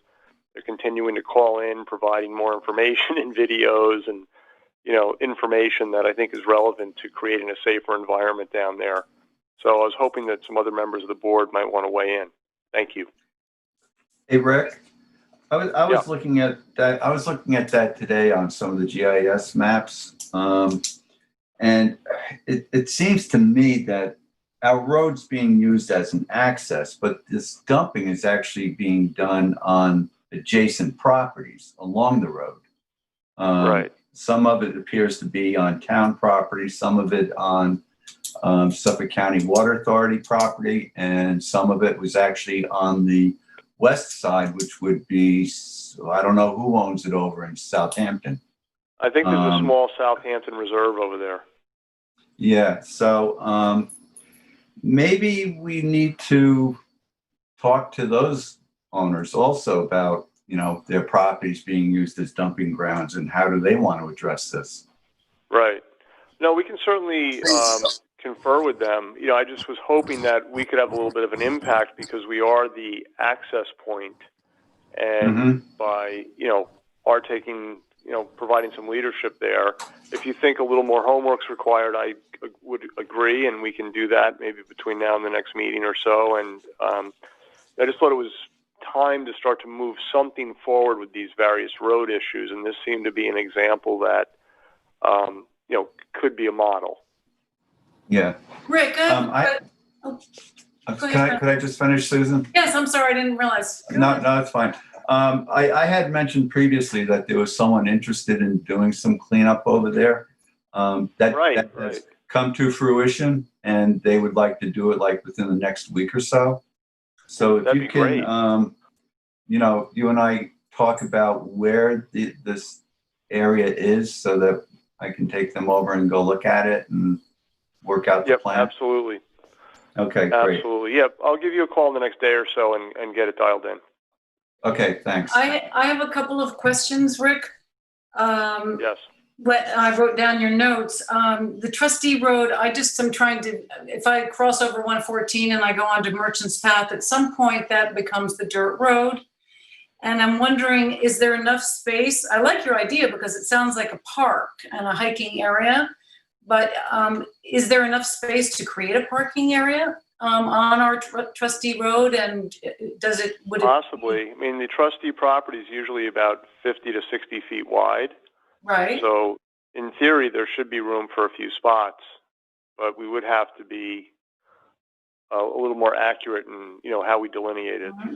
Is it possible to have a rough sketch of this done where we could see how it would look and where exactly this is? Because I haven't seen an aerial or the GIS map. I don't have access to that unless I come into the office, but I'd like to see it. And I think maybe the rest of the board would be interested in seeing the area. See if we can get a close-up on the area and make a basic sketch for everyone to look at.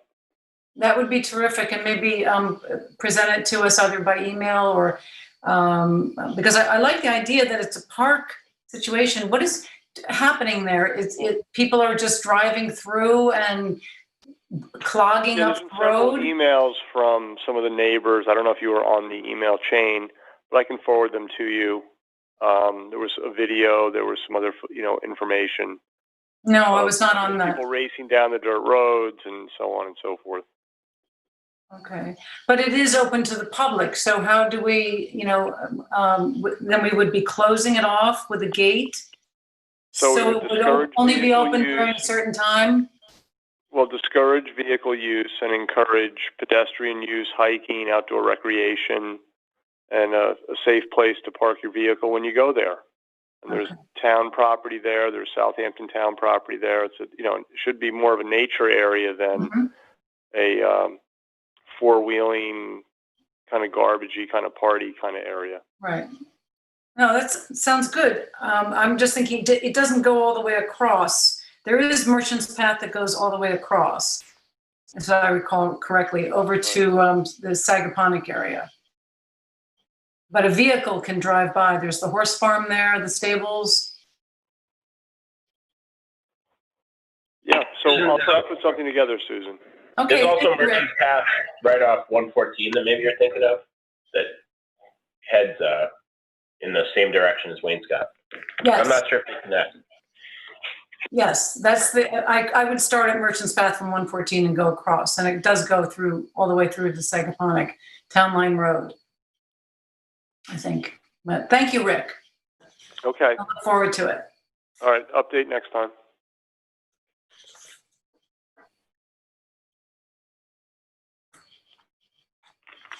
Okay, let's move on to administrative payment of the bills. We have the East Hampton Marina, $342.18 for gas and oil.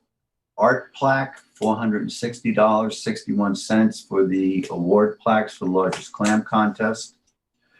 Van Dyke and Hand, CPA, they're our accountant. We have a bill for $1,060. Brigham Inc., $350. Now, he did the repair work on the pump out boat. He installed a new pump, new hoses, and we should pay him separately for that. And the invoice he gave us for that was 7 hours at $50, so that's $350. I think that's a bargain. Here's another reason to not get the larger boat. We have a ding to a yacht in Montauk for $800. Whoa. So we have to take care of that. And that was from one of our pump out boats? Well, Yes. that was a consequence of not having a pump that worked properly or was sucking right. They were trying to get the boat in a better position to try and draw the material out of the holding tank. In the process, we had a little fender bender on the sea.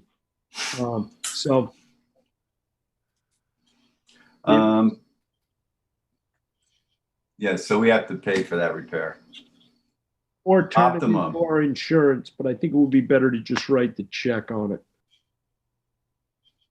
Optimum $136.83. We received an invoice from Hodgson Russ, our special counsel for legal fees on the wind farm cable landing.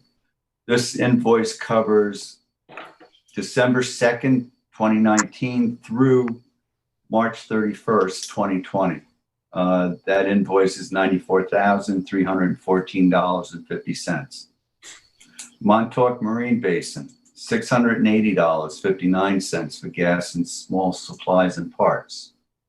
Seacoast Enterprises, $122.80 for gas. Star Island Yacht Club, $329 for gas. Hamilton Marine, $272.39 for 8 metal clam buckets for the largest clam contest prizes.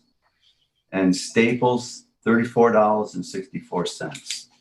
Do I have a motion? I'd like to Or any make a motion questions? to pay everything but the Hodgkin Russ bill. I think if we should sit on that for just a little while, or have we been? We've been sitting on that since July.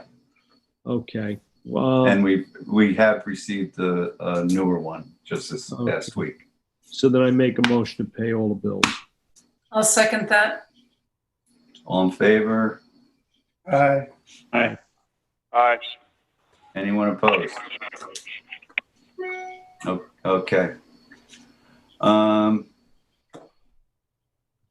right. I had at one point asked Arlene if we had any decals, because we now have a drop box outside the front building for people who bring documents. They can put them in the drop box. We can then retrieve them and bring them in for processing. If we had the decal on there, people would understand that that's where they can go with this stuff.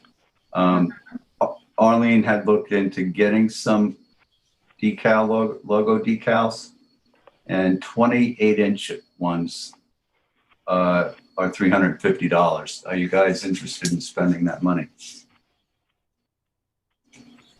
$17.50 a decal. What do we need them for? Besides the drop box? I'm not sure. I don't know if this is a minimum order, or, can we use them on other things? I'm not sure, to be honest with you.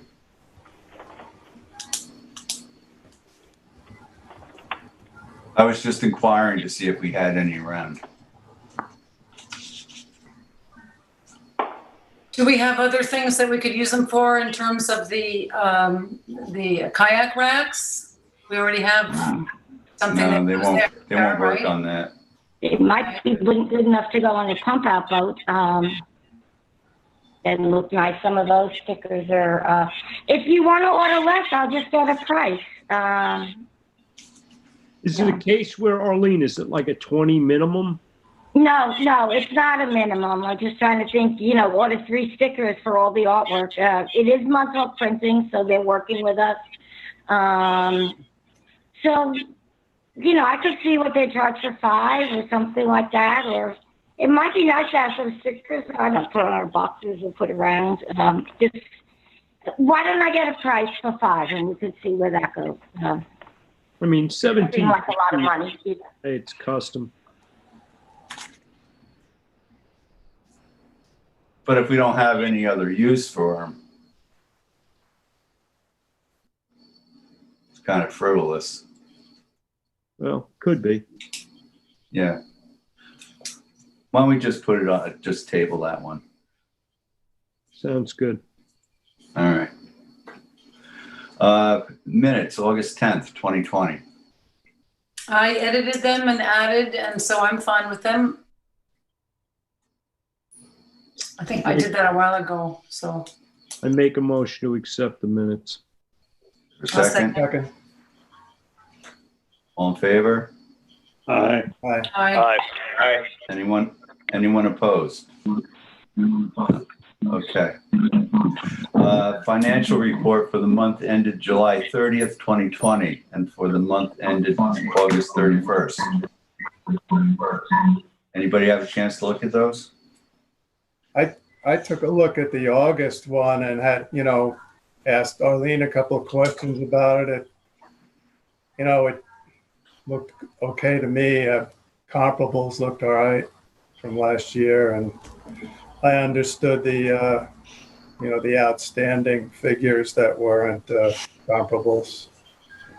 I don't have a great working knowledge of the budgets, but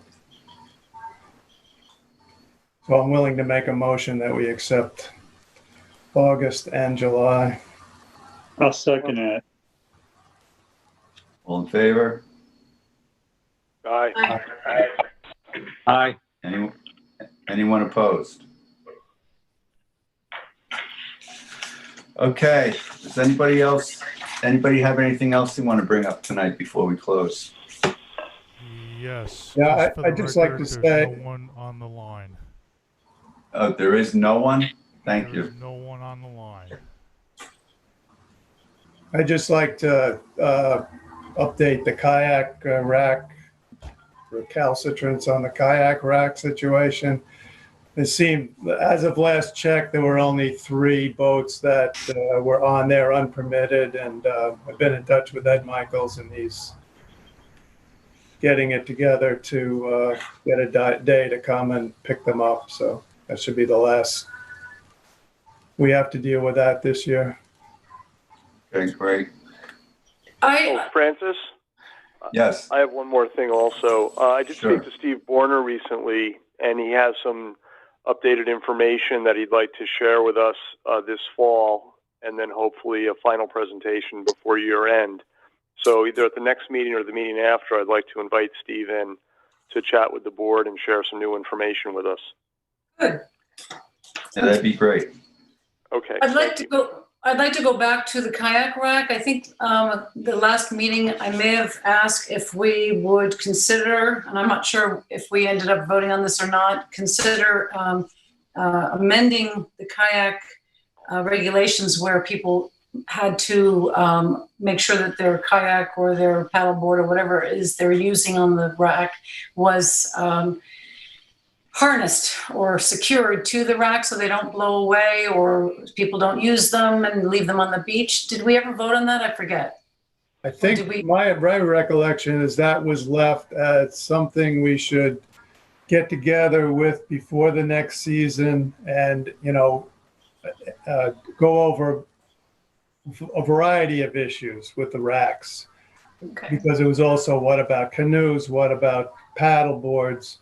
There were a variety of issues, and come up with, rules and regulations going into the next season.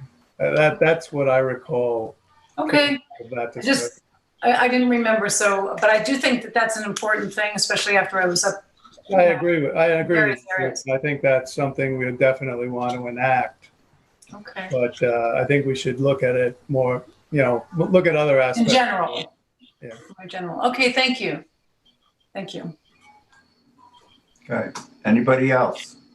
No, the only thing I'd like to say is take a moment to thank Arlene for the hard work she did on putting together the application for that grant. And nice job, Arlene. Yes, thank you, Arlene. Thank you. Thanks, Arlene. Thank you, Arlene. Thank you, You're Arlene. welcome. I want to thank Jim for getting that pump in, not to have a contest. It really was a lot of work, and and delivered to his shop. He drove it down and brought it, and he had a good bunch of trustees. It's a good team getting everything done. Thank you, Jim. Hey, that's okay. It Thank you. really wasn't that heavy a lift. Thank you, Jim. All right, do I have a motion to close? I'll make a motion to close. Second. All in favor? Aye. Okay, thank you, everybody. Have a good evening. Good night. You as well. See you in a couple of weeks. Oh, see you all at the clam contest.